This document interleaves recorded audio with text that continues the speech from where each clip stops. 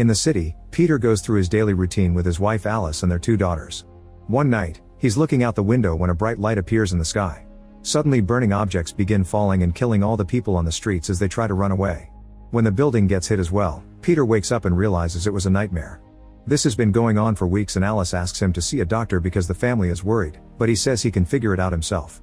Alice is frustrated and points out he wakes her up every time he has a nightmare, so he isn't the only one dealing with lack of sleep.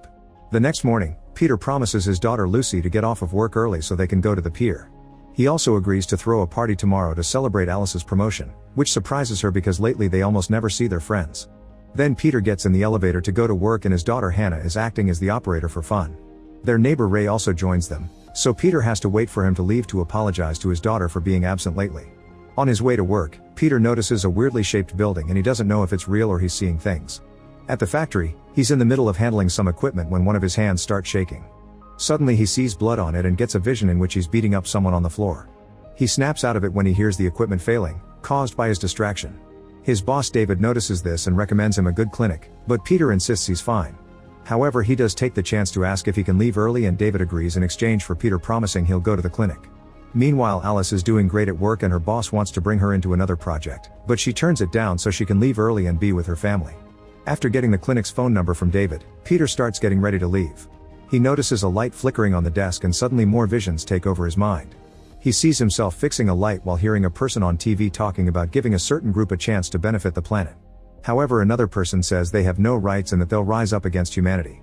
The vision shows people on a protest in the streets with signs that says Earth is for humans, then burning objects appear on the sky and starts killing people. Peter falls when the building is hit, but he still runs away because he sees invaders in the corridor shooting at people. When Peter finds Alice hiding, he wakes up and finds himself on the ground of the factory. To Peter's shock, he must have unconscious for a while because he's late for his family meeting. As he runs out, he notices a light appearing on the sky and asks other people about it, but nobody else sees it. At that moment he sees a telescope on a store display and decides to buy it. At home, Alice tries to make up an excuse for Peter, but the girls don't buy it and they're still disappointed. When Peter finally arrives, he tries to apologize, however Alice is furious and keeps on scolding him. Peter has no choice but to admit he passed out at work, however Lucy is woken up by their fight and Alice has to go take care of her. That night, Peter dreams about the invasion again and this time he sees Lucy crying next to her dead parents, begging them to wake up. Suddenly Hannah comes out with a gun, only for Peter to wake up and stare at the clinic's number. The next day, Peter tries to talk to his daughters, but Hannah leaves the room. Lucy is angry too, but at least Peter gets to apologize to her and fixes her broken talking monkey. Before leaving for work, Peter tells Alice he's called the doctor for an appointment, which gives her hope. Later at the clinic, Peter meets a fellow patient, who reveals that he's having the same visions. The guy believes something big is coming and that the people in the clinic erase their thoughts to stop society from going into chaos. Then the man leaves for his appointment and Peter starts having visions again. He sees the city destroyed and a group of armed survivors being guided by David, who offers the factory as a base. Starting to understand the other patient, Peter decides to leave the clinic without seeing the doctor. When he gets home, he tells Alice that he thinks his visions are warning them about an incoming disaster and he skipped the doctor, leaving Alice very disappointed. That night it's Alice's party, but instead of mingling, Peter chooses to be in the balcony with his telescope, expecting the worst. When the party is coming to an end, Ray comes to tell Peter he should concentrate on his family. Suddenly they hear some thundering noises and the sky lights up with falling glowing objects. To Peter's shock, Ray can see it too. As Alice and Ray's wife join them, a drone flies by and crashes into a building, causing a huge explosion that sends shockwaves through the city, tearing it apart. Peter's group are thrown against the window and lands inside the apartment. They quickly recover and take a look outside to learn they're under attack just like in Peter's visions. Terrified, they run back inside and start looking for their kids. Lucy is hiding under the table, but Hannah left with Ray's daughter to play at their place. Peter rushes out of the apartment to find her and is surrounded by lots of people running around in panic as they keep hearing explosions outside. When Peter enters Ray's apartment, he's shocked to see a strange aircraft at the window that triggers his memories, so he freezes. The aircraft is about to open fire, but thankfully Ray drags Peter away just in time. They run to hide in another room and after the aircraft leaves, Ray says he didn't find the girls in his place. Next the men hurry to the elevator and work together to open it by force, only to find a body inside. When they open the other one, they see it in the floor below so they carefully descend on it and open the hatch to finally find their daughters. As the guys help the girls come out, power goes out in the building. In the apartment, Alice and Lucy cling to each other, hiding under the table while the aircraft flies by with its searching light. Luckily the duo isn't found.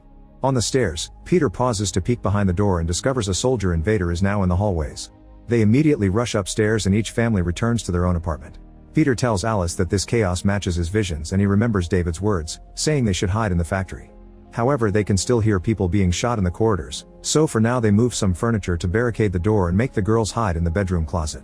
Suddenly someone starts pounding on the door, so Peter and Alice use all their strength to keep it closed. At the same time, Lucy realizes she lost her monkey and goes looking for it under the table. At that moment the soldier in the corridor fires at the door, but thankfully the couple ducks just in time. Then the soldier starts making holes in the wall, so the couple runs to the bedroom to hide and discovers Lucy is missing. When the soldier comes in, he hears Lucy's toy and comes closer, only to stare at her as if he was shocked by what he sees. He tries to touch her, but Peter arrives and kicks him off.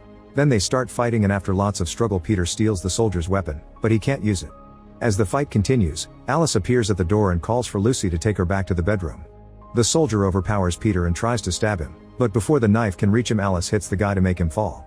Then she starts beating him up and knocks him out, only stopping when Lucy calls out for her. Afterward the family leaves with the soldier's weapons and sneaks around the corridors while dodging tons of bodies. They take the stairs as they continue to hear screaming and explosions, so Peter goes to the roof first for safety. Suddenly he's attacked by someone, but he dodges just in time and notices it's Ray. Both families reunite and they stare at the city, which is burning down while the aircraft search the area with their lights. An aircraft suddenly destroys the neighboring building and Peter's group immediately hides to avoid being seen. The aircraft leaves after finding nobody and the group agrees they can't stay there, so they climb into the glass cleaner's lift. They barely go down a few floors before one of the supports breaks, forcing them to enter an apartment through a window. The lift falls right after the last person climbs out of it. Meanwhile the soldier wakes up and activates the tracker on his gun to look for the survivors. At the new apartment Peter examines the gun and discovers it's got a biometric trigger which can only be shot by its owner. The group discusses what to do and Peter once again brings up the factory, saying it was built as a fortress. There are soldiers still on the streets though, so Alice tells them about a tunnel a few blocks from there that could take them directly to the factory. At that moment the invaders shoot at the apartment and everyone is knocked down by the explosion. Alice runs to protect her girls but Ray's daughter runs to look for her dad, who is already dead. Her mother catches her before she can fall into a crater on the ground and the aircraft appears again, opening fire. Peter drags his family out of the apartment while hearing how Ray's wife and daughter get killed. In the hallway, Peter's family sees two more soldiers and hide behind a wall. Peter grabs some wires from the floor and uses it to mess with the gun, bypassing its biometric authentication. When the soldiers get closer, Peter manages to quickly shoot them down in quick succession. Then the family leaves the building, finding the streets full of debris and flames. They can see more soldiers bringing out people to kill them and they rush to hide as the massacre continues. At that moment a bunch of armed locals open fire on the soldiers, starting a gunfight that quickly ends when an aircraft kills them all from above. In the apartment building, the soldier from before finds his teammates dead. He immediately leaves and keeps on following the tracker on his gun. Back to the family, they run through dark areas until they make it to the tunnel. Peter goes first to open it, then Alice sends Hannah who goes down quickly. Next is Lucy, who freezes when she sees an aircraft approaching. Alice jumps in to pick her up and starts running toward the tunnel as the aircraft opens fire. The family gets inside just in time for the explosion to hit the entrance and more debris falls. The emergency lights are still working and Alice discovers she has a severe wound on her abdomen. Peter helps her walk but after some moments of wandering through the tunnels, Alice is too weak to keep going and Peter puts her down so she can rest. At that moment the soldier from before shows up and Lucy warns Peter just in time so he can defend himself from the attack. Another fight starts and in the struggle Peter breaks a pipe, filling the tunnel with smoke. Peter keeps on firing even though he can't see the soldier, who suddenly jumps out of the smoke to attack again. As the soldier tries to take his gun back, Peter picks up a brick and starts beating the guy up with it until he breaks the helmet. Then Peter demands to know why they're attacking, so the soldier takes off his helmet and everyone is shocked to see a young human named Miles, who refuses to answer any questions. Suddenly the girls cry because Alice has passed out, so Peter holds Miles at gunpoint and makes him carry his wife. Eventually they make it to the factory and Peter uses the password on the lock, but it won't open. Peter starts pounding on the door until it finally goes up and David appears with a bunch of guards. They immediately put Alice on a stretcher and the soldier gets arrested. Once inside, the doctor keeps electrocuting Alice to get a diagnosis, making her whole body repeatedly shake. Peter freaks out but everyone holds him down, saying it's a normal diagnosis method. When Peter points out it feels like David had been ready for this, David explains that the invasion has been expected for many years. As the roof shakes under the attack from the invaders, David orders his men to kill Miles. The doctor says there's nothing he can do for Alice, so Miles suddenly shouts that he can help. At first Peter thinks the guy is lying to be spared, but he looks at his dying wife and is desperate enough to let him try. The shelter keeps on shaking and David announces an evacuation, mentioning he has transport in a lower tunnel. Peter tells his daughters to leave with David while he helps their mom. Afterward, Peter and Miles take Alice into another room and Miles starts cutting Alice without any kindness, which makes Peter angry again. Miles opens up Alice's skin and reveals a bunch of mechanical parts with the bullet stuck in them. Peter freaks out and Miles realizes he doesn't know what they truly are. He explains Alice needs an alternate source of power and Peter can provide it, so he gives him instructions on how to access himself. Peter uses a knife and is shocked not to feel any pain at all as his skin opens up, revealing he also has mechanical parts and artificial organs. Miles warns him that if this doesn't work they'll both die, but Peter tells him to do it anyway. As Miles connects Peter to Alice, Peter passes out and sees the visions again. It turns out they don't predict the future, they're actually memories from the past. Peter and Alice are AI robots known as synthetics, who used to work as janitors and weren't treated well by their bosses. The humans created all synthetics to serve them, but their numbers were rising and people started to argue if synthetics deserved rights too. Protests took over the streets, claiming that synthetics were stealing their jobs and Earth was for humans. Eventually humanity got tired of synthetics and started a war against them, opening fire on a normal afternoon to kill them all. Peter hid with Alice and when a human almost found them, Peter quickly knocked him out. Then he took his gun and shot at more incoming human soldiers. The first human woke up and tried to capture Alice, so Peter started beating him up until he was truly dead. At that moment more synthetics showed up and Peter gave them the weapons from the soldiers so they could defend themselves. Since synthetics were advanced and hard to kill, the humans had to give up and left Earth to start a new society on Mars. In the city, a group of synthetics patrolled the streets to check the damage, revealing that all of Peter's co-workers and neighbors were also artificial. David was sure humans would come back for more and started preparing the factory as a base for the future. Alice found Lucy and Hannah crying for their dead parents. The girls were both synthetics who had been adopted by humans. Hannah pointed a gun at them, but the couple explained they were synthetics too and Peter hugged her. That day they adopted the girls. Afterward the synthetics started rebuilding the city and lived a normal life with the rights they always wanted. Some synthetics wanted to forget about the war and the guilt of killing, so they wiped their memories to forget everything, including their own nature. David and his team kept it so they could protect everyone in the future.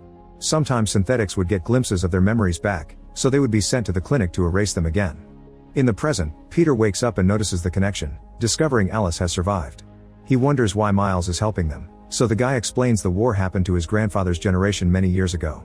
On Mars he had been thought that synthetics are horrible creatures that love to kill, but when he landed on Earth he was shocked to see normal families just trying to live their lives. At that moment Alice wakes up and because of the connection, she got her memories back as well. Meanwhile all the survivors are going through the other tunnel and find a train waiting for them. However Lucy refuses to leave without her parents and Hannah sits with her to wait. At the main entrance, the roof breaks and the humans open fire on the synthetic guards, who try their best to defend the factory while getting killed one by one. Back to Miles, he closes up the couple's wounds and lets them go, refusing to fight. Peter and Alice carefully move around the factory, taking cover wherever they can as they watch the humans and the synthetics kill each other in an endless trail of violence. Alice finds a gun and opens fire too, providing cover for Peter who runs to pick up Lucy's monkey and hides to open fire as well. Downstairs, David brings the last survivors and closes the door, causing the sisters to protest. Feeling bad, David opens it again. The sisters don't want to get in the train, so David and his men have to take them by force. As soon as they have an opening, Peter and Alice go down the tunnel and the soldiers follow them. The couple locks the door behind them and starts running, noticing the train is leaving without them. Thankfully the driver hears their yelling and stops the vehicle, allowing the sisters to reunite with their parents. At that moment the soldiers blow up the door so David opens fire, buying enough time for him and the family to get in the train. The transport takes off and the local synthetics finally get to escape. A weapon at the end of the train makes sure to keep on shooting to stop the soldiers from following them, and a gate closes after they go through. Sometime later, the train crosses a bridge over the sea, and that bridge is destroyed after they pass through so nobody can know the location where the synthetics will be starting a new life. Make sure to subscribe and turn on notifications so you can watch more videos like this. Thanks for watching.